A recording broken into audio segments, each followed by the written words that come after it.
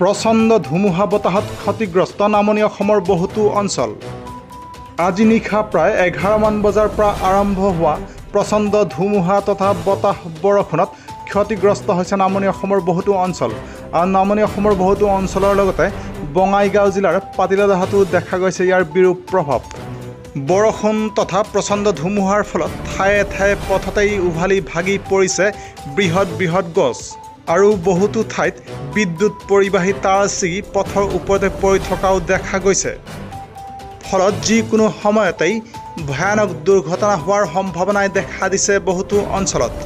এয়া আমাৰ news time 3 দৰ্শকসকলে আমাৰ স্ক্ৰীণত দেখি আছে বঙাইগাঁও জিলাৰ পাতিলাদাহৰ বাওবাৰী কৰ্মকাৰৰ পাৰত ধুমুহাৰ ফলত হোৱা ক্ষয় ক্ষতিৰ কিছু দৃশ্যাংশ।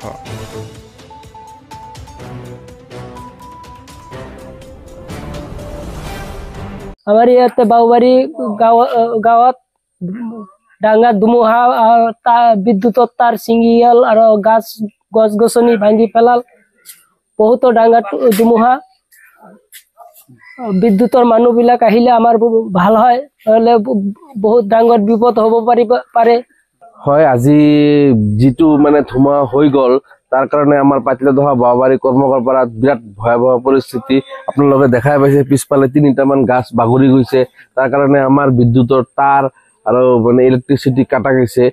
মই প্ৰশাসনক এইটোৱে অনুৰোধ জনাইছো যে সোনকালে আহি যাতে আমাৰ সেই পৰিস্থিতিটো মানে নিয়ন্ত্ৰণ কৰে, যাতে আমাৰ ইয়াতে সৰু সৰু ল'ৰা ছোৱালী আছে, ৰাতিপুৱালে স্কুলত যাব।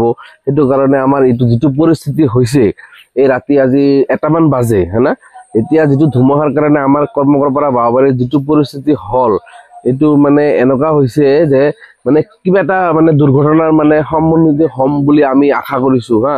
তাৰ কাৰণে আমি বিদ্যুৎ বিভাগক বা আমাৰ মানিকপুৰ আৰক্ষী থানাৰ বিভাগ অচি ছাৰক আমি এতিয়া অনুৰোধ জনাইছো যে সোনকালে আহে যাতে আমাৰ এইখিনি ক্ষয় ক্ষতিৰ বুজ লয় আৰু আমাৰ এইখিনি যাতে সহায় সুবিধা কৰি দিয়ে, যাতে বিপদটো যাতে নহয়। তাৰ কাৰণে মই আমাৰ বিদ্যুৎ বিভাগক খবৰণি জনাইছো আৰু এইটোৱে কথা।